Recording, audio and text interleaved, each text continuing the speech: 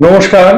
স্মরণে মননে চিন্তায় চেতনা স্বামী বিবেকানন্দ এই পডকাস্টে আপনাদের সকলকে সাদর অভ্যর্থনা আমন্ত্রণ জানিয়ে আজকে আমাদের পডকাস্ট শুরু করছি। আমার সঙ্গে বাক্যালাপে অ্যাজ ইউজুয়াল স্বনামধন্য সাংবাদিক তথা বিবেকানন্দ গবেষক শ্রী তরুণ গোস্বামী, যিনি আমার প্রশ্নের জবাব দেন। তরুণবাবু, সাদর অভ্যর্থনা আমন্ত্রণ আপনাকেও। আজকে আমি একটা সিম্পল প্রশ্ন করি। চারজন মহান ব্যক্তি এই জন্য তাদের আমি ওই বিরাট কোন সন্ন্যাসী বা সাধু এর মধ্যে আছে, তারা বিখ্যাত ব্যক্তি। তাদের মধ্যে যোগসূত্রটা কি, এটা আপনি বলবেন। আমি নামটা বলি। প্রথম হচ্ছেন জেডি সালিঙ্গার, দ্বিতীয় হচ্ছে ক্রিস্টোফার ইসারুড, থার্ড হচ্ছে গ্রেটা গার্বো এবং ফোর্থ হচ্ছে জর্জ হ্যারিসন। এই চারটে মানুষ চারটে নিজের এখতিয়ারে তারা বিখ্যাত। অ্যাটলিস্ট সেই মহাপুরুষ কি না পুরুষ সেই তর্কে আমি যাচ্ছি না বা সেই কন্ট্রোভার্সিতে যাচ্ছি না, কিন্তু তাদের মধ্যে আপনার কাছেই শোনা একটা যোগসূত্র আছে। সেই যোগসূত্রটা বলুন এবং চারজনের পরিচয় দিয়ে তাদের সঙ্গে এই যোগসূত্রের কি সম্পর্ক সেটা নিয়ে। চারজনই আমেরিকান ছিলেন। চারজনই আমেরিকান, সেটা আপনি বললেন না? চারজনই আমেরিকান। মানে একজন তো বোধহয় ইউরোপে জন্ম, সেটা ফাইনালি আমেরিকান তো। রাইট, চারজনই আমেরিকান ছিলেন এবং এদের যোগসূত্র হচ্ছে মণিশঙ্কর মুখার্জি। তিনি নিয়মিত ওয়াল স্ট্রিট জার্নাল পড়তেন। একদিন রয়েছি, স্টেটসম্যান চাকরি করি, স্বামীজির সার্ধশতবর্ষ 2013 সাল। তিনি আমাকে বললেন, তুমি কি করছো এখন? এই বসে রয়েছি ঘরে। বলে চলে এসো অফিসে, চলে এসো, বড় জিনিস দেখাবো। বলে একটা লেখা আমার জন্য জেরক্স করে লিখেছেন, দিলেন। ওয়াল স্ট্রিট জার্নালে 2013 সালে বড় লেখায় বেরিয়েছিল। এই চারজনের মধ্যে মিল কোথায়? J D Salinger, Christopher Isherwood, George Harrison, Greta Garbo, এরা সকলেই বিবেকানন্দের দ্বারা অনুপ্রাণিত হয়েছে। এবং এই চারটের গল্প আপনাকে বলি। জেডি স্যালিঙ্গার তিনি বিরাট আমেরিকান এসেইস্ট ছিলেন, নভেলিস্ট ছিলেন। তার এমন মনের অবস্থা ছিল, পারিবারিক জীবনটা এত তিতবিরক্ত হয়ে উঠেছিলেন, তিনি ঠিক করেছেন সুইসাইড করবেন। তখন প্রভাবানন্দজির কাছ থেকে কথামৃত নিয়ে যান।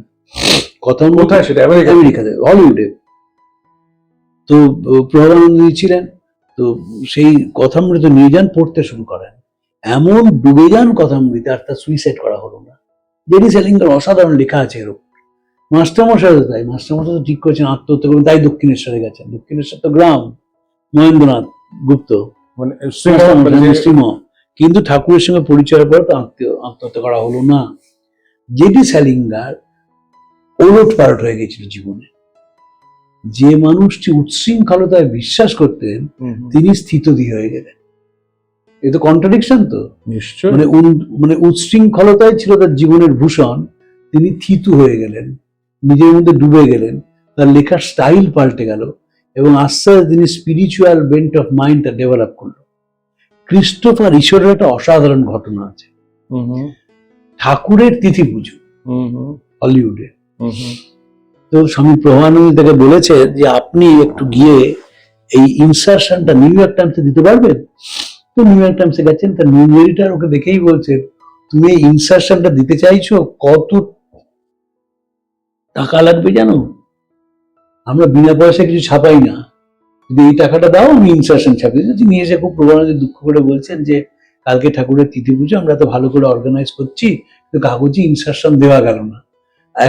এখন যেমন টুডেজ এনগেজমেন্টের কোনো মূল্য নেই, আগে কিন্তু কাগজে বেরোতো এবং টুডেজ এনগেজমেন্ট পড়ে বহু মানুষ বহু অনুষ্ঠানে যেতেন। মনে আছে আপনার? টুডেজ সব কাগজে ছিল, স্টেশনে একটা কলম ছিল টুডেজ এনগেজমেন্ট। নিশ্চয়ই। আচ্ছা, পরের দিন এরকম একটা ইনসারশন থেকে আপনার বক্তৃতা শুনতে, পরের দিন দেখা গেল সবকটি কাগজে ঠাকুরের ছবি প্রথম পাতায়। আচ্ছা, কি হলো? একটি মেয়ে, সেটা পেট্রোল স্টেশনে গেছে, গিয়ে গায়ে পেট্রোল দিয়েছে, দিয়ে আগুন দিয়ে সুইসাইড করেছিল। তার হাতে ছিল রামকৃষ্ণের একটা ছবি। তখন সাগরময় ঘোষ আমেরিকায় রয়েছেন।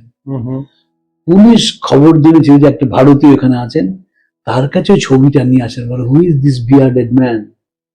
তখন তারা বলে যে পুলিশের ধারণা ছিল মেয়েটির বাবা বা দাদু বা আত্মীয়।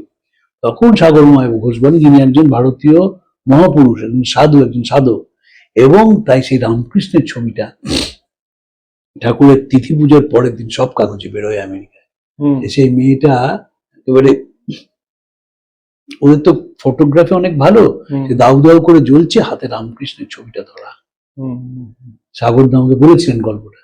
এই যে ক্রিস্টোফার ইশারুর, ক্রিস্টোফার ইশারুর বিখ্যাত বই আছে রামকৃষ্ণ এন্ড হিজ ডিসাইপলস, অসাধারণ বই। হুম, হুম, সেইখানে তিনি রামকৃষ্ণের কথা বলছেন, this is the story of A phenomenon, hmm, hmm, I shall start by calling him simply that, rather than holy man, sage, mystic or avatar, because they are all emotive words with mixed association, which may attract some readers or repel others. The story of a phenomenon, হুম, হুম, প্রাকৃতিক এমন অবস্থা যেটা ভাষায় প্রকাশ করা যায় না। রামকৃষ্ণ ছিলেন ঈশারুরের কাছে, তাই ঈশারুর গম্ভীর মহারাজের হিস্ট্রি অব দি রামকৃষ্ণ মঠের মিশনের ভূমিকা লিখেছেন, অসাধারণ পণ্ডিত ছিলেন ক্রিস্টোফার ঈশারুর। জর্জ হ্যারিসনের হুম। অপূর্ব লেখা আছে রামকৃষ্ণের ওপর, জর্জ হ্যারিসন লেখা অপূর্ব অপূর্ব। সেখানে বলছে, বিটলসের one of the বিটলসের চারজনের মধ্যে চারজনের মধ্যে একজন, একজন। রবিশঙ্করের শিষ্য ছিলেন, হুম, হুম, ঋষিকেশে বহুদিন কাটিয়েছেন ইত্যাদি। জর্জ হ্যারিসন লিখছেন যে আমি ছোটবেলায় বিবেকানন্দ পড়তাম, করতেন, আচ্ছা।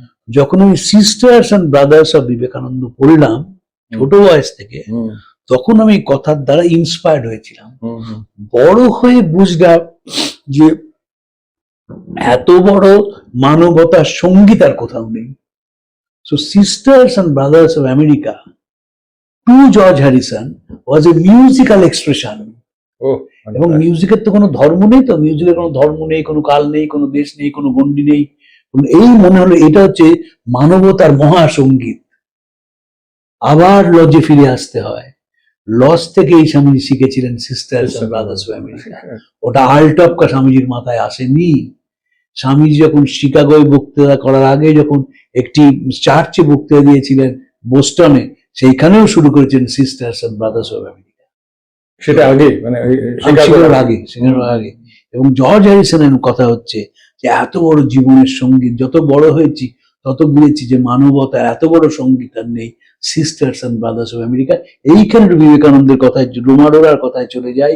তিনি বলছেন বিবেকানন্দের ভাষাটা কেমন, বিবেকানন্দ's words are great music, phrases in the style of Beethoven, starting rhythm like the march of Handel choruses. সঙ্গীতময় বিবেকানন্দ জর্জ হ্যারিসনের কাছে। গ্রেটা গার্বো, তিনি তো বিখ্যাত অভিনেত্রী, আপনি জানেন যে হঠাৎ অভিনয় ছেড়ে দিয়েছিলেন, আর জীবনে কোনোদিন হলিউডে এলেন না, তাই সুচিত্রা সেনকে অনেকে গ্রেটা গার্বোর সঙ্গে তুলনা করেন। তো গ্রেটা গার্বো হলিউড মিশনে খুব যেতেন, হলিউড মিশনে খুব, মানে বেদান্ত সোসাইটি ক্যালিফোর্নিয়া, সেখানে যেতেন। একবার গেছেন, গিয়ে শোনেন, কয়েকদিন পরে গেছেন একদিন, দেখছেন যে জেডি স্যালিঙ্গার এবং ঈশারুর কথা বলছেন প্রভানন্দের সঙ্গে, যে উনি যখন গেছেন তখন এরা দুজন কথা বলছেন যে জেডি স্যালিঙ্গার তো খুব আসতেন এবং ঈশারুরও আসতেন, যে একটা রিট্রিট হয়েছে, সে রিট্রিট নিয়ে আলোচনা করছেন। তখন প্রভানন্দজিকে বলছে যে রিট্রিট আমাকে তো জানালেন না। তখন প্রভানন্দজি খুব একটু কাঁচু কাঁচু মুখ করে বলছেন, দেখুন, ডিফেন্সিভ হয়ে গেছেন, দেখুন আমরা রিট্রিটটা করেছিলাম পুরুষদের জন্য। তো গ্রেটা গার্বো শুনেই বললেন, you should have told me that I could have put on a pair of trousers. আমি ট্রাউজার্স পরে চলে যেতাম, কিন্তু ওই যে বিবেকানন্দ শুনতে পেলেন না, তার জন্য তার দুঃখ ছিল। আমি ট্রাউজার্স পরে চলে আসতাম। যখন কথাটা বলছেন তখন মেয়েদের ট্রাউজার্স পরা কিন্তু চল নয়, তখন মেয়েদের ট্রাউজার্স পরা was obscene even in America in the 30s। Trousers মনে রাখবেন সব post second world war phenomena. তখন মেয়েরা ট্রাউজার্স পরতে শুরু করতো, তার আগে স্কার্ট, সে রানীরও স্কার্ট, রাজারও স্কার্ট, অ্যারিস্টোক্র্যাটেরও স্কার্ট, কোল মাইন এমপ্লয়ারদেরও স্কার্ট, মহিলা মানে স্কার্ট। সেখানে বলছেন I could have put on a pair of trousers. এটা আপনার কাছে এখন মনে হবে এমন আর কি বড় কথা, তখনকার একটা সাংঘাতিক স্টেটমেন্ট, প্রেক্ষিত সাংঘাতিক স্টেটমেন্ট। আমি একটা ট্রাউজার্স পরে দিতাম। আমি বিবেকানন্দের জন্য প্রথা ভেঙে ট্রাউজার্স পরতে পারি, কারণ বিবেকানন্দের বেদান্ত আমার শোনা হলো না, আমি রিট্রিটটা এলাম না বলে। এবং এই চারজন মানুষ ব্যাপকভাবে অনুপ্রাণিত হয়েছিলেন। এখনো যে কত মানুষ কতভাবে অনুপ্রাণিত হয়, আমি সেদিন শঙ্করী প্রসাদ বসুর ছোট ছেলে শঙ্খ আমাকে বলছিলেন যে আমি বোধশরণানন্দজিকে বলেছেন একটি বই শঙ্করী অবসরে ইংরেজিতে অনুবাদ করা হয়েছে, সে নাকি 2000 কপি আমেরিকায় বিক্রি হয়ে গেছে। হ্যাঁ, এবং ওরা কিন্তু 2000 কয়েকজনের বাড়ি সাজিয়ে রাখবেন, ওরা পড়বে কিন্তু। আমাদের বাড়িতে এখন রবীন্দ্রনাথ সাজিয়ে রাখে 12 খণ্ড কি 22 খণ্ড, কেউ পড়ে না, ওরা তা নয়। ফলে সেইটা মনে রাখবে। এবং এই আমেরিকানরা খুব ইন্সপায়ার্ড হয়েছিলেন। স্বামীজির জন্ম 7 শতবর্ষে আমি কলকাতার আমেরিকান সেন্টারে একটা বক্তৃতা দিয়েছিলাম, ইনফ্লুয়েন্স অফ আমেরিকান বিবেকানন্দ। এটা অস্বীকার করার কোনো জায়গা নেই। স্বামীজি মেরি হেল পরিবারকে পেয়েছিলেন আমেরিকায়, কি করা যাবে, আপনাদের সত্যটা মানতে হবে। পেয়েছিলেন কেট স্যানবর্ন, আমেরিকান। স্বামীজির বিদেশি শিষ্যদের মধ্যে বেশিরভাগই কিন্তু পলি সারাবুল আমেরিকান, জোসেফিন ম্যাকলাউড আমেরিকান। আপনি এগুলো মানবেন না, আপনি মনে করবেন যে এরা কেউ নয়, এটা তো নয়।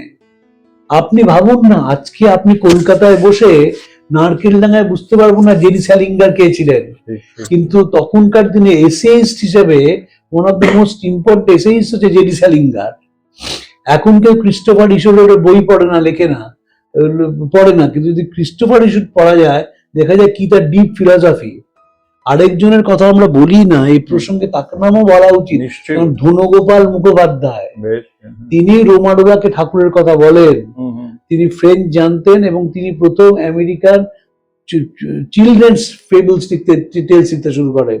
এই শিশুদের বিজ্ঞানের লেখা প্রথম ধনগোপাল মুখোপাধ্যায়। সুতরাং এর সঙ্গে আমরা তো রোমাডোলাকেও যুক্ত করতে পারি। অবশ্যই পারি, অবশ্যই পারি, পারি না, নিশ্চয়ই পারি। ম্যাক্স মুলার পারি না? ম্যাক্স মুলার স্বামীজিকে দেখে রামকৃষ্ণ বই লিখলেন, নিশ্চয়ই। কেশব সেন তাকে অনেক তথ্য পাঠিয়েছিলেন এবং বইখানা কি কেউ পড়লো না, Ramakrishna is life and signs, 1898 সালে পাবলিশ করা। ভাবুন, এখন নয়, এখন নয়। এবং অনেকেই এই যে আমরা গিফট আনকুল বইটা পড়ি না, কি অপূর্ব বই। আমরা লুই বার্গ পড়ি না, লুই বার্গ তো আমেরিকান, কতজনকে মানে লুই বার্গ তো আমেরিকান, কিন্তু এরা একদম প্রথিত যশা আমেরিকান। জেডি স্যালিঙ্গার বা ইশারুড বা জর্জ হ্যারিসন বা Greta Garbo, they were established American, they were all. আপনি জানেন, আমি একটা জায়গায় পড়ছিলাম সেদিন, বিবেকানন্দ শিকাগোয় কত পেন্ডেন্ট বিক্রি হয়েছিল, পেন্ডেন্ট মেয়েরা গলায় পড়ে। তার মানে তারা কতখানি সম্মান দিয়েছিল একটা নেটিভকে, পেন্ডেন্ট কিনে গলায় পড়ছে। এখন তো মেলায় গেলে তারকনাথের শিবের মূর্তি এনে গলায় অনেকে পড়ে, কিন্তু স্বামীজির পেন্ডেন্ট, সেই পেন্ডেন্টটা গলায় পড়া তখনকার দিনে কিনে কম কথা নয়, সাংঘাতিক কথা। এবং আমেরিকানরা বলে হি ইজ আওয়ার ম্যান। কেন বললো? কারণ তারা দেখেছিল যে এই ছেলেটির যে openness, that openness suits with our philosophy. ওই যে ঠাকুর বললেন না, যে মাংসকে যে সারা ঠিক করে ফেলেছে, ওইখানে না এটা খাই না, ওটা খাই না, এখানে মিশি না, সেখানে মিশি না, সাহেব মেনদের বলি না মিশবো না, তারা দূর করে দিত। এতখানি ওপেন, এতখানি ক্লিন, তারা অ্যাকসেপ্ট করেছিল সেই লোকটিকে। আপনি 2 দিন আগে একটা কথা বলেছিলেন না, আপনার এই কথা থেকে আমার মনে পড়ছে যে এমন দিন আর বেশি দেরি নেই যখন বিদেশে এই মিশনকে বলবে যে আপনারা একটু এই ভাবধারা স্কুল খুলে ফেলুন ওখানে। আমার তো দৃঢ় বিশ্বাস যে কোনো, আমি কালকে মহাপ্রজ্ঞানন্দজিকে বলছিলাম, যে কোনো দিন দেখবেন যে আমেরিকান গভর্নমেন্ট বলছে আমরা ফুল সাপোর্ট দিচ্ছি তোমার ভ্যালু এডুকেশন স্কুল। কারণ ওরা পাগল হয়ে গেছে, কিন্তু দেখুন ওরা 1893 সালে পাগল হয়ে গিয়েছিল যে আমাদের এত প্রসপ্যারিটি 12টা বেজে যাচ্ছে because of the fight among the states. তাই তার সলিউশন খোঁজার জন্য ধর্ম মহাসভা, ওটা খ্রিস্টানিটির জন্য ওটা ভুল বলি আমরা একদম 100%। তাতে হেনরি ব্যারোস তিনি এমন করে লিখেছিলেন যে হি ওয়ান্টেড টু প্রজেক্ট খ্রিস্টানিটি, যেটাকে আমরা মনে করলাম ওটা হচ্ছে একেবারে পার্লামেন্টারি ভাষা, তা নয়। হেনরি ব্যারোস লিখেছিলেন পার্লামেন্টের ভাষা ছিল যে ওয়ান্টেড অ্যান অল্টারনেটিভ রুট। তাই বিবেকানন্দকে সম্মান করেছিলেন। যে কোনো দিন দেখবেন আমেরিকা খুলে ফেলেছে যে তোমরা একটা এথিক্যাল ইনস্টিটিউট খোলো বা ভ্যালু এডুকেশন ইনস্টিটিউট খোলো, will give you full support. এবং সেদিন দেখবেন এই যে বলেছিলেন না নিবেদিতা চিঠিতে জোসেফিন ম্যাকলাউডকে, যে একটা 150 থেকে 200 বছর পরে he would have revolutionise the west. এই রেভলিউশনাইজ দ্য ওয়েস্ট হবে এর মধ্যে দিয়ে, ওই বেদান্ত চলে আসবে এবং এমন ভাবে প্রচারিত হবে মানুষ অবাক হয়ে যাবে।